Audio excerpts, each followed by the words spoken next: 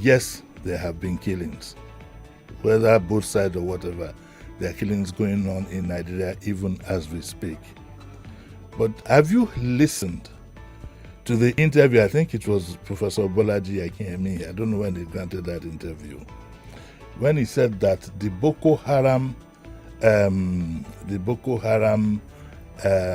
was part of the Boko Haram panel or whatever of the government, and there were reports that some white men were the ones dropping arms. Said the villagers around saw white men dropping arms and so on around. I think I've seen that video long enough to believe that video is true. That in fact, I would almost think that I watched the interview myself, and that initially they thought that they were French people, but later it was discovered that they were suspected to be Americans. So here we are. We have a problem. Question number one, we need to ask who caused the problem. Question number two, we need to ask who financed the problem. Question number three, we need to ask what is the interest of those who caused the problem or are causing the problem. Question number four is that we need to be non-emotional. We need to sit back. You've been robbed, you've been raped, you'll be what? When you want to go for succor, you want to make sure you do not add to your problem. That is the position we are in. And I'll leave it at that. I'll leave you to decipher all that. There is no American president who will lose one American blood because of another person unless he has interest. So the question is, what is the interest? Think about that. And you come to help us. There's no this idea of help that we have in this country, where your rich brother must help you. It doesn't work out. It is simply a matter of interest. And imagine that you went to the you went to the police station only to discover that the person who robbed you is the DPO of the police station. I mean, we need to stop being emotional. I'm not talking about the context of Christians or Muslims. That I will not get involved in because it is more emotional than factual. So I don't know. And besides, there is so much disinformation.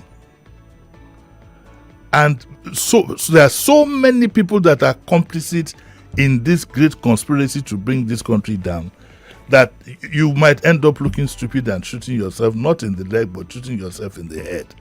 That how could I have been involved in all this? This issue goes deeper, far deeper than you would imagine. Military are complicit. Media are complicit. Top politicians are complicit. A lot of our elite are complicit. A lot of them unknowingly. I've been a journalist since 1975. I know what I'm talking about. A lot of them unknowingly. So Nigerians need to be very careful the situation that we are in. Let me also, have you thought of something? Nigeria now is surrounded virtually by 3 or 4 countries with military governments that are backed by Russia somewhat. And you think that somebody will not think that he should have a presence in that region? How did Nigeria get to where it is today? Who are the people who tilted us in this direction? I heard a lot on the radio that I just shook my head. We don't understand. Who are those who tilted us in this direction? And you better get ready. After this is the economic crisis you are going to face. And you still be called on these people. After they have pushed you, you have been pushed into taking all kinds of loans. The infrastructure loan, this one loan, all the loans you have been taking. Not very few has come to fruition because they know the money is going to come back. I go and ask Sheriff for a loan. I take the money. Sheriff comes to ask me for a loan on behalf of Nigeria Info. He takes the money and gives it to my wife to keep.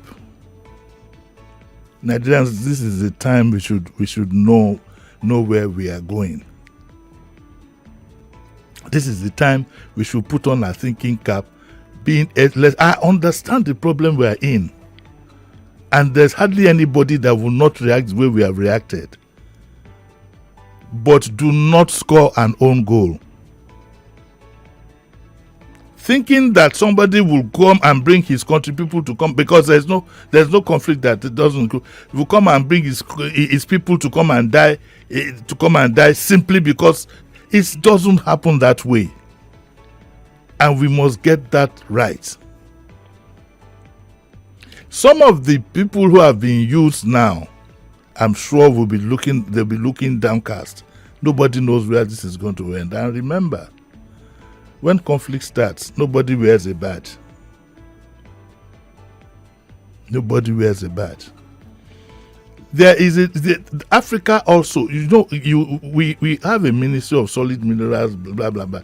It would be nice to bring Mr. Laki here and tell us what are the minerals that Nigeria has and what can it be done with. Then you will begin to understand. Then look at the world in a balance. As yesterday now, I heard Chad has closed its borders. Some of the other countries will go. If there is a flow, for example, if there is any flow, let's even imagine that, okay, bombing and whatever starts, everybody is going to run down south. Where is that going to leave us? Look at the other countries that have been so-called helped.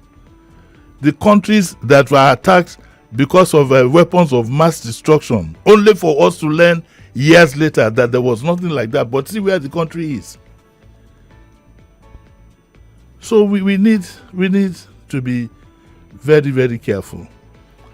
And when I said, I'm sorry to bring this up, when I doubted the competence of this new government, I've been proven right. How can you have had 2 years of governance and you have no ambassadors? You have nobody, no ambassador that is. Because see, you have to learn to live with the good, the bad, and the ugly. That's what diplomacy is all about. There is no friend anywhere. There is interest. Who has been protecting the interests of our country? Who has been liaising with this America, for example, in a very deft manner? There is no country that is your friend. The Russians are not your friend. The Chinese are not your friend. It's all about interest. And the day that interest is gone, look at what is happening now in our mineral sector. Even our traditional rulers have become complicit in that area. Now they are buying Rolls Royces, they are doing things, making money off the people, and we are getting poorer and poorer. So you didn't have ambassadors for 2.5 years. Of course, the other side will feel neglected. So if you were the American president and for 2 years you don't have a Nigerian ambassador, what would you think? And then the president is attending BRICS, is going to Brazil, is going to this, is going to that. What signal does that give?